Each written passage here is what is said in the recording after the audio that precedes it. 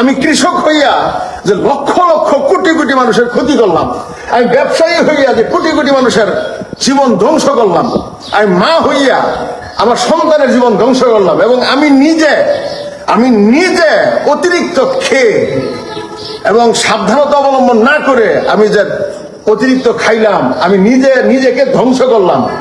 এই মাথা থেকে বডি পর্যন্ত, মানে পা পর্যন্ত এই বডির একটা অঙ্গ আমি মালিক না, মালিক আল্লাহ। তাহলে আমি যে এই যে আমাকে ধ্বংস করলাম, এই জাতিকে ধ্বংস করলাম, আমার মৃত্যু এই এত বড় কঠিন গুনাহ থাকা সত্ত্বে আমার মৃত্যুটা, তাই মৃত্যু কিভাবে হয়? আসসালামু আলাইকুম ওয়া রাহমাতুল্লাহি ওয়া বারাকাতুহু। আলহামদুলিল্লাহ রাব্বিল আলামিন, ওয়াসসালাতু ওয়াসসালামু আলা খাইরি খালকিহি মুহাম্মাদি ওয়া আলিহি ওয়া সাহবিহি আজমাইন, আম্মা বাদ। আলহামদুলিল্লাহ, আমরা সকলে আল্লাহর রহমতে ভালো আছি।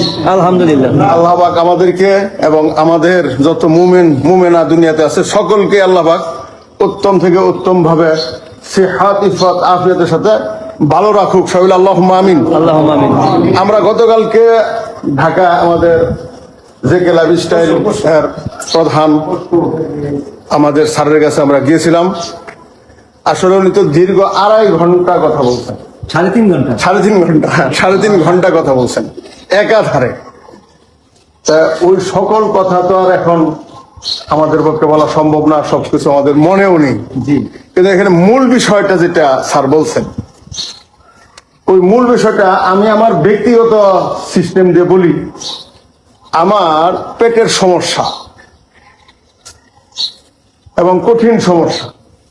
প্রথমে আমি দেখাইলাম, মানে পেটের সমস্যার কারণে হার্টবিট এই পরিমাণ বৃদ্ধি হইতো যে প্রেশার নিচেরটা 160, উপরেরটা 250, 300 এরকম হইত, মেশিনের ধরতো না, এরকম হইতো। প্রথমে আমাকে হার্ট বিশেষজ্ঞ ডাক্তার দেখানো হইলো, বেশ 1500 টাকা বা 1200 টাকা মতো ভিজিট ছিল। উনি হার্টের ইকো থেকে নিয়ে অনেকগুলো পরীক্ষা করলেন। সর্বশেষ বললেন যে আপনার এই অবস্থা হয়, দ্বিতীয়বার যে এই অবস্থা হয় এটা আমার বুঝে আসতেছে, আপনি গ্যাস্ট্রোলজি দেখান। গ্যাস্ট্রোলজি দেওয়ার পরে এন্ডোস্কোপি থেকে নিয়ে অনেক পরীক্ষা নিরীক্ষা, উনি ওষুধ দিলেন, কোনো পরিবর্তন নেই। আমি বারবার বলছি, স্যার আমি যে প্রেশার যখন বৃদ্ধি হয়, প্রেশারের ট্যাবলেট না খাইয়া অ্যান্টাসিড জাতীয় ট্যাবলেট খাই, তাহলে আমার প্রেশার কমে। উনি বলছেন না, এটা হবে না, ট্যাবলেট বুঝবেন না, আপনি প্রেশার বড়ি খান। প্রেশার বড়ি খেলে আমার 4-5 দিন পরেই প্রস্রাবের এই পরিমাণ চাপ হয় যে ঘর থেকে বের হওয়া কঠিন। তাহলে আসলে আমি দীর্ঘদিন যাবৎ ভুগতেছি। আমি এইখানে ব্যায়াম শুরু করা এবং এই জেকে লাইফস্টাইল গ্রহণ করা 40 দিন পর্যন্ত শুধু সবজি খেয়েছি। ওজন কমেছে আমার 13 কেজি, এরপর রমজান মাস। এরপরে আমি জেকে লাইফস্টাইলে গিয়া আবার চেক আপ দিলাম, তখনও হুমা IR আমার 4.5, 4.5। তাহলে এর আগে কত ছিল? আমি তো স্ট্রোকের কাছাকাছি ছিলাম। বেশ কয়েকবার আমার হাত এরকম এক সাইড হয়ে গেছে। পরে আস্তে আস্তে আবার প্রায় 10-15 মিনিট এগুলো আস্তে আস্তে ঠিক হয়েছে। এই যে হুমা আয়ার বৃদ্ধি হয়ে গেল। এরপরে ভিটামিন ডি, আমি প্রায় 5 সপ্তাহ ভিটামিন ডির প্র্যাকটিস এবং 5 সপ্তাহ ভিটামিন ডি ট্যাবলেট খাওয়ার পরে গিয়ে মাপ দিছি 45। তাহলে এর আগে ছিল কত? অনেক নিচে। তাহলে আমার রোগ হয়েছে মানে হুমা আয়ার না, মানে অনেক বেশি। যে হুমা আয়ার অতিরিক্ত থাকলে যে কোনো মুহূর্তে মানুষ স্ট্রোক করে। আর ভিটামিন ডি এর কারণে আমার 100 থেকে 300 প্রকারের কেমিক্যাল আমার বডিতে কাজ করতে পারে। এই যে আমরা ঔষধ খাই, অনেক সময় বলেন না যে ডাক্তার সাহেব ওষুধ তো খাইতেছি, ওষুধগুলো কাজ করতেছে না। এটা বোঝা গেল যে ঔষধের কাজ করতেছে না, এই ঔষধের সাথে আমার রোগের সাথে কি হয় নাই, ম্যাচিং হয়নি।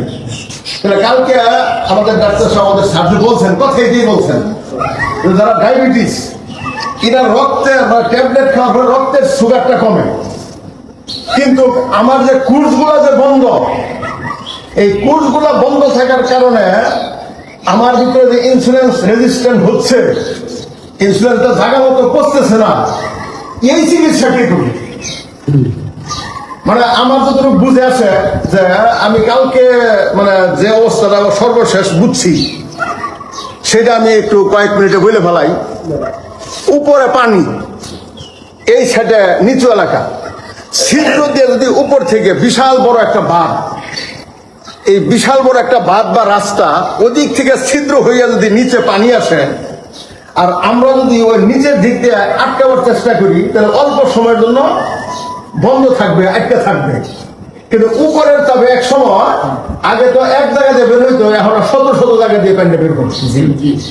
আমাদের বর্তমান যে বাংলাদেশের চিকিৎসাটা চলছে, হয়তো ওনারা চেষ্টা করতেছেন, ওনারা আপ্রাণ চেষ্টা চালাচ্ছেন, কিন্তু সঠিক সিদ্ধান্তে বা সঠিক নিয়ম নীতি না পালন করার কারণে যে আমাদের ডায়াবেটিসও বন্ধ করতে চাচ্ছে, হাই প্রেশারও বন্ধ করতে চাচ্ছে, কিন্তু ওই সিস্টেম হচ্ছে ওইটা স্বল্প সময়ের জন্য একটা বন্ধের সিস্টেম, কিন্তু অল্প কিছুদিন পরে এটা মানে অনাকাঙ্ক্ষিত ভাবে আরো বিশাল আকৃতি হয়ে আমার বডিতে প্রকাশ করবে। আমাদের স্যার বলছেন যে আপনারা চিকিৎসা করেন, কিন্তু একটু বুঝে শুনে করেন যে আপনার কি হয়েছে, এখন কি দরকার।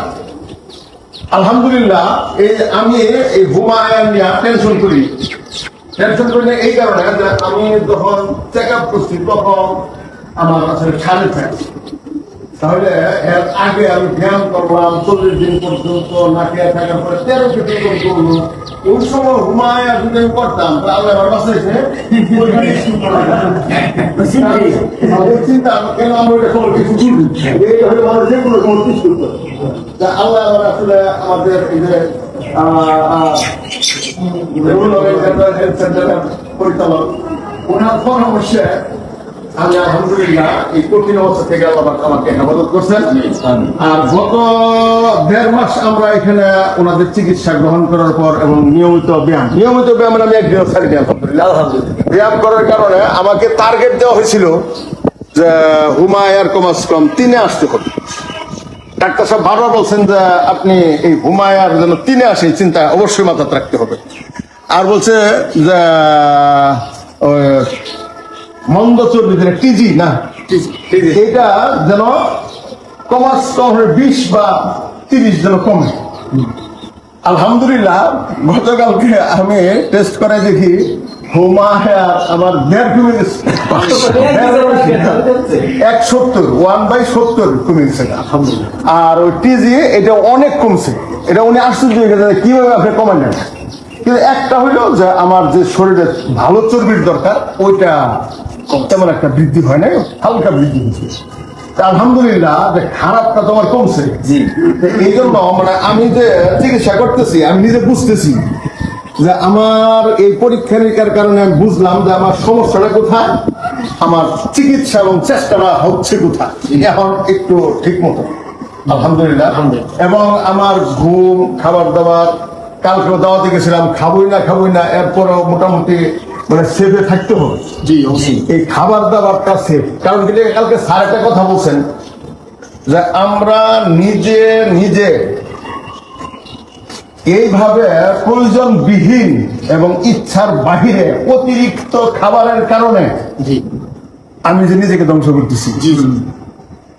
অনেক মায়েরা অলসতার কারণে বাচ্চাদেরকে বাজারের ভেজালযুক্ত চাউল, ভেজালযুক্ত মশলা, বিভিন্ন দোকানপাটের বস্তু মহিলারা খাওয়াচ্ছেন। তাহলে নিজে মা হইয়া, নিজে বাবা হইয়া সন্তানদেরকে ধ্বংস করতেছেন। কৃষক ভাইয়েরা উৎপাদনে বিভিন্ন প্রকার ভেজাল করার কারণে লক্ষ লক্ষ মানুষ, কোটি কোটি মানুষ আজকে কঠিন রোগে আক্রান্ত। তাহলে কালকে আমি ওইখানে বলছি যে আমাদের জীবন হইতে হবে তাই, খাদ্য হইতে হবে তাইয়েব, জীবন হইতে হবে তাইয়েব, মৃত্যু হতে হবে তাইয়েব। তাইয়েব মৃত্যু কাকে বলে? অপরাধহীন, গুনাহমুক্ত অবস্থায়, যদি শিরিক মুক্ত অবস্থায় যদি আমার মৃত্যু হয় তাহলে ওই মৃত্যু হবে তাইয়েব মৃত্যু। তাহলে আমি কৃষক হইয়া যে লক্ষ লক্ষ কোটি কোটি মানুষের ক্ষতি করলাম, আমি ব্যবসায়ী হইয়া যে কোটি কোটি মানুষের জীবন ধ্বংস করলাম, আমি মা হইয়া আমার সন্তানের জীবন ধ্বংস করলাম, এবং আমি নিজে অতিরিক্ত খেয়ে এবং সাবধানতা অবলম্বন না করে আমি যে অতিরিক্ত খাইলাম, আমি নিজেকে ধ্বংস করলাম। এই মাথা থেকে বডি পর্যন্ত, পা পর্যন্ত এই বডির একটা অঙ্গ আমি মালিক না, মালিক আল্লাহ। তাহলে আমি যে এই যে আমাকে ধ্বংস করলাম, এই জাতিকে ধ্বংস করলাম, আমার মৃত্যু এই এত বড় কঠিন গুনাহ থাকা সত্ত্বে আমার মৃত্যুটা তাইয়েব মৃত্যু কিভাবে হয়?